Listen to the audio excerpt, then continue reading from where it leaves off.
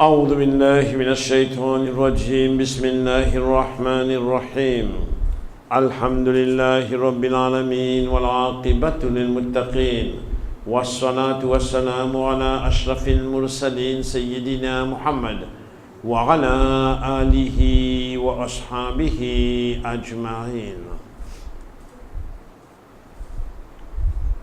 Nous avons ce soir une courte intervention à propos de la salat raccourcie. Nous voulons dire là où la salatul fajr qui a 2 rakats reste 2 rakats. Mais la salatul dhuhr 4 rakats devient 2. Al-Asr 4 devient 2. Al-Maghrib 3 reste 3. Tandis que Aïcha 4 reste 4 devient 2. Mais pour Fajr, les 2 rakats sunnah restent. C'est l'habitude du prophète sallallahu alayhi wa sallam. Et la salatul witr également reste.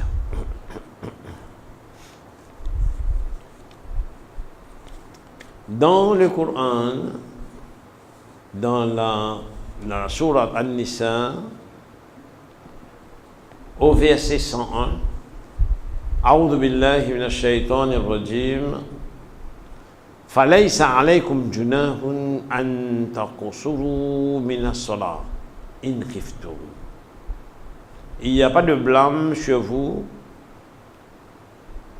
si vous raccourcissez la salat, s'il y a une frayeur qui vous empêche de prendre plus de temps pour la salat. Et il y a aussi d'autres circonstances. Ça, c'est du côté du Coran. Mais, côté hadith, nous avons une longue chaîne de narration où à la fin, nous lisons Umayya bin Abdullah bin Khalid bin Asid radiyallahu anhu, qu'il a demandé à Ibn Umar radiyallahu anhuma, comment est-ce que tu raccourcis la salat? Au fait, Allah subhanahu wa ta'ala a dit falaysa alaykum junahun an taqsiru min as-salat in khiftum. Il n'y a pas de blâme si vous raccourcissez la salat, s'il y a frayeur. Surah An-Nisa, verset 101. Sayyiduna Ibn Umar radiyallahu anhuma lui répondit en disant: ô mon neveu,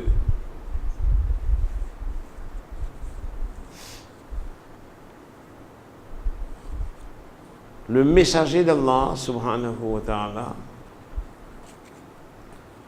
Muhammad sallallahu alayhi wa sallam, nous est venu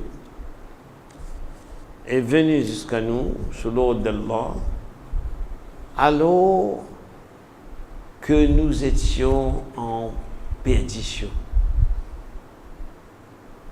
Nous n'étions pas sur le chemin de la foi, de l'iman.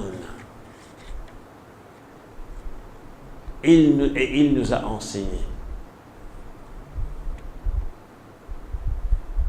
Et dans ces enseignements, il nous a enseigné que nous pouvons raccourcir la salat dans telle et telle circonstance.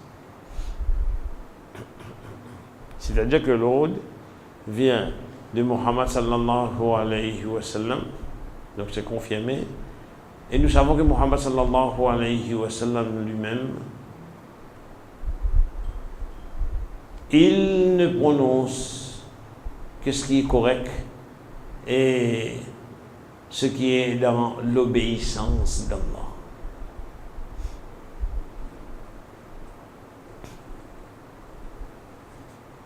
De là, nous pouvons relativement, il nous est relativement facile de réaliser l'importance de la salat. Allah subhanahu wa ta'ala a mis la salat comme une obligation, excepté en particulier dans le côté féminin, là où Allah subhanahu wa ta'ala dit dans tel et tel jour, là il n'y a pas de salat. Autrement, au côté masculin, pour l'homme, il n'y a pas de permission similaire. Et la première question qui sera posée devant Allah, c'est la salat. Si la salat est correcte, tout sera correct, Inch'Allah. Mais sinon, ça va être très très difficile. Parce que il n'y aura pas de chance de revenir sur terre. Certains parmi les infidèles diront: donnez-nous une chance de revenir, nous ferons le bien. Mais Allah subhanahu wa ta'ala fait savoir, même s'ils n'auront pas cette chance, même si on leur donne cette chance, ils ne reviendront qu'avec ce qui est négatif. La salat, l'accomplissement de la salat n'est pas difficile. Mais il va sans dire que Satan le maudit ne va pas nous laisser tranquilles. Et il va mettre dans nos réflexions que c'est difficile de garder propre ses vêtements et son corps, et c'est difficile d'observer cette discipline. Et de ce fait, quand quelqu'un rate un salat, c'est comme si il commence à fouiller un trou qui va grandir. Celui qui pratique la salat trouve la salat facile.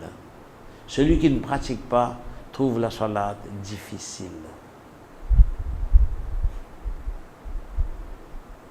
Mais il nous suffira de penser que notre prophète Muhammad sallallahu alayhi wa sallam, jusqu'aux dernières minutes de sa vie, sa préoccupation principale a été: est-ce que les gens ont accompli la salat? Est-ce que les gens ont accompli la salat? Est-ce qu'ils perdaient connaissance? Et quand on perd connaissance, on perd son wuzu. Il redemandait de l'eau, accomplissez de nouveau le wuzu pour accomplir la salat. Wa sallallahu wa sallam mursalin sayyidina Muhammad wa alihi wa ashabihi ajma'in.